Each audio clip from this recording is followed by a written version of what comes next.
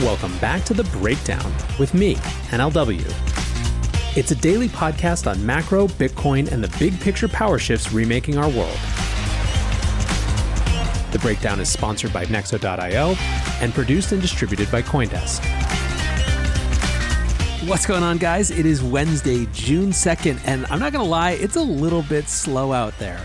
Maybe it's everyone getting together down in Miami or just enjoying the nice weather, but either way, the news is a little few and far between. I suppose after the last couple of weeks, I should be thankful.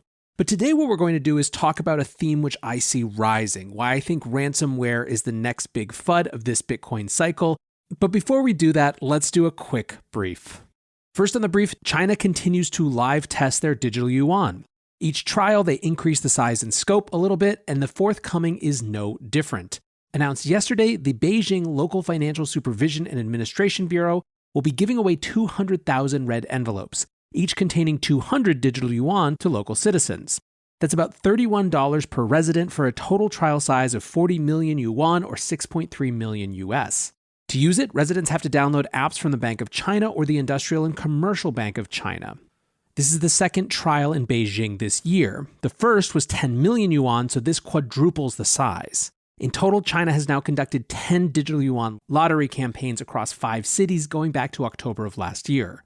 A total of 230 million digital yuan, about 36 million US, has been given away.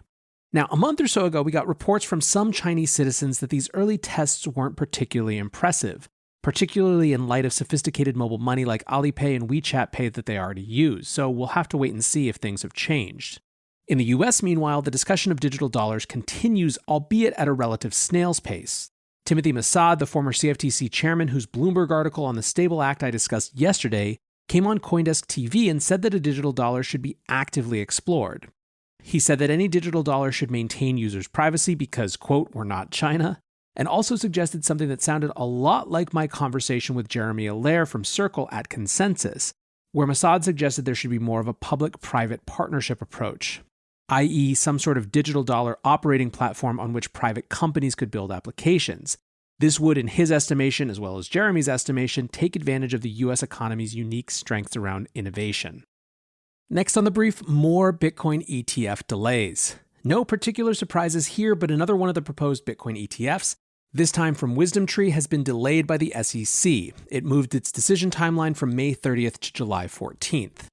At the end of April, VanEck's ETF proposal got this same sort of delay. Now, the SEC can delay for a very long time, months and months in fact, and most observers expect them to delay to the last possible moment.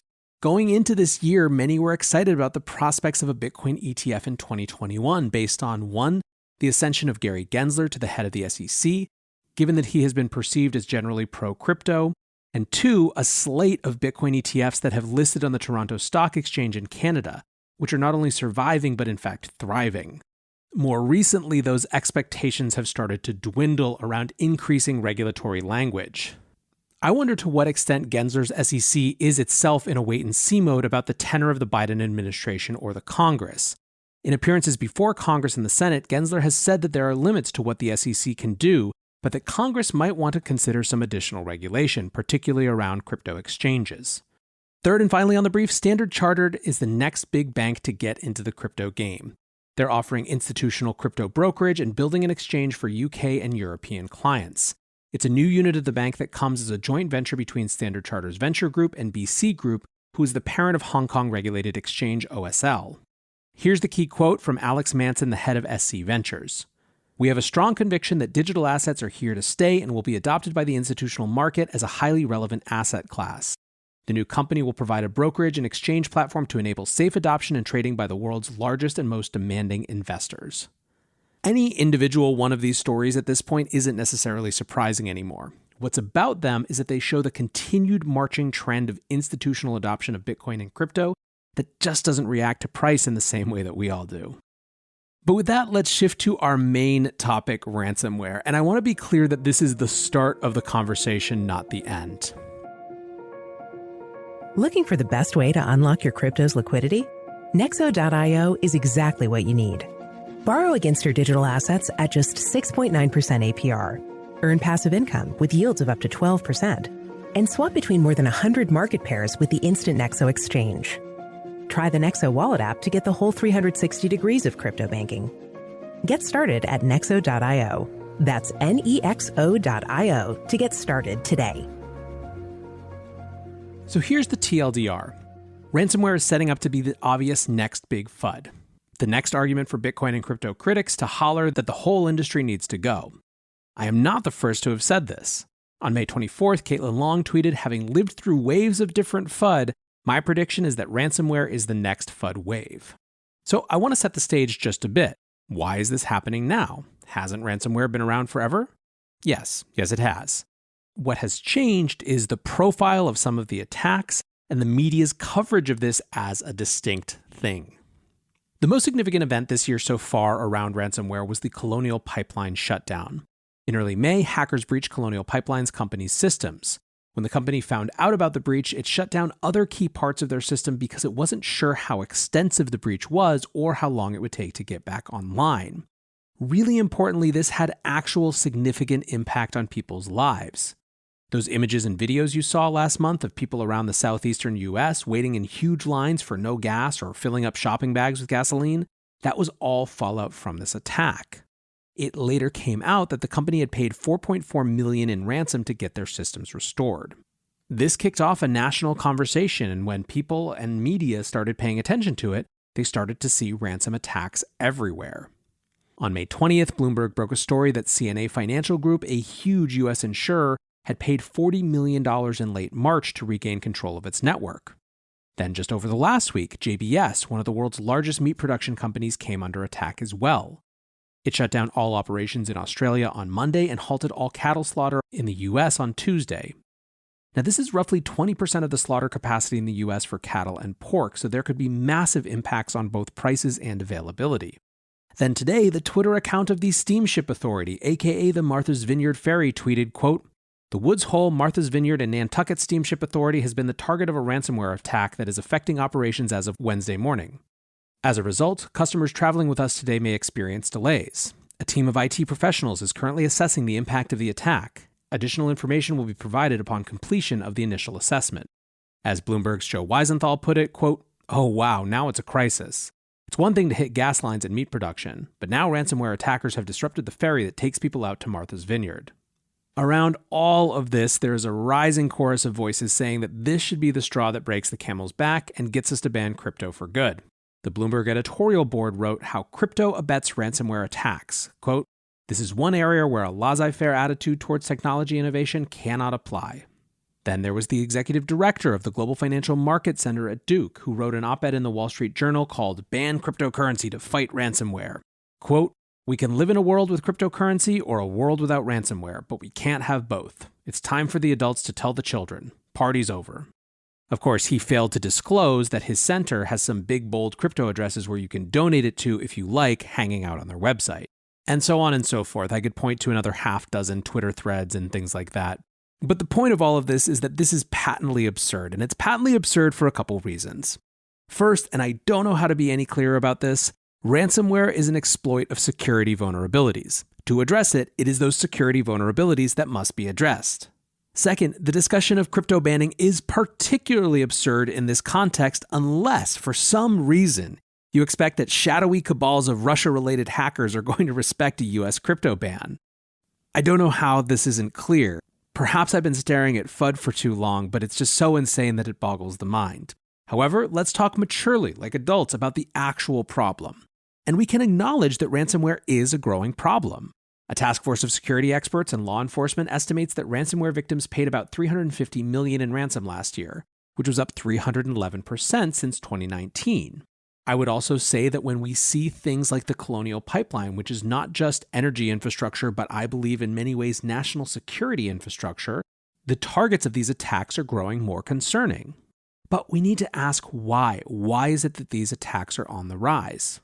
To listen to the critics, it's entirely about Bitcoin and crypto, and I simply don't see that being the case, given that these technologies have been easily available to them for a decade now.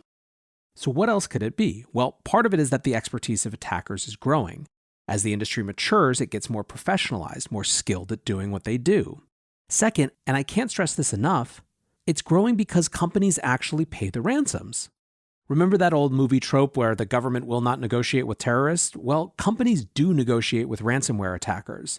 Melissa Hathaway was a security advisor to George W. Bush and Barack Obama and said that the average demand is now between 50 and 70 million per attack. It's negotiated down, she estimates, to an average payment of between 10 million and 15 million. And part of why companies pay is that they have cyber insurance policies to cover it. I'm not saying at all that cyber insurance policies are wrong, but their existence increases the likelihood of attackers getting paid.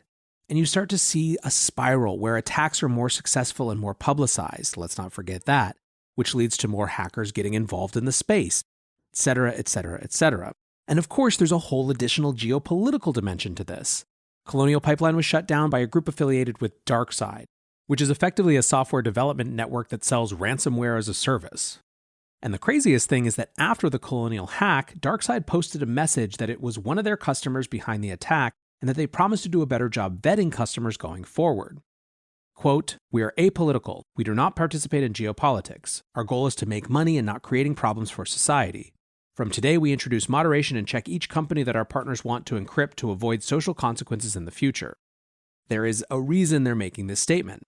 Many of these sorts of cyber attacks are connected to regions that have combative relationships with the US. A Reuters article on the JBS attack was titled, "US says ransomware attack on meatpacker JBS likely from Russia." A White House spokesperson said the White House is engaging directly with the Russian government on this matter and delivering the message that responsible states do not harbor ransomware criminals. So there is a cybersecurity dimension to this, a geopolitics dimension, a growing professionalization of the industry in terms of both incentives and skill set. But what about crypto? Let me be really, really clear. It's okay for crypto to be a part of the ransomware discussion. The same openness, global nature, and permissionlessness that make it such a powerful tool for people fleeing oppressive regimes, for example, makes crypto good for these types of uses as well. What's not okay is blaming the entire thing on crypto, or in turn thinking that you're going to ban crypto in the US and somehow that's going to stop this. But I have some good news on that front. That same White House press secretary, Karine Jean-Pierre, explained that, quote, President Biden had already launched a rapid strategic review to address the increased threat of ransomware to include 4 lines of efforts, including expanding cryptocurrency analysis to find and pursue criminal transactions. Other lines of inquiry that also include evaluating how ransomware actually gets distributed and out into the world, as well as also working with other nations to, quote, hold countries who harbor ransom actors accountable. So the order one knee-jerk reaction is no, not another thing that government is going after crypto for. But that's not what I see at all. I see 2 very different things.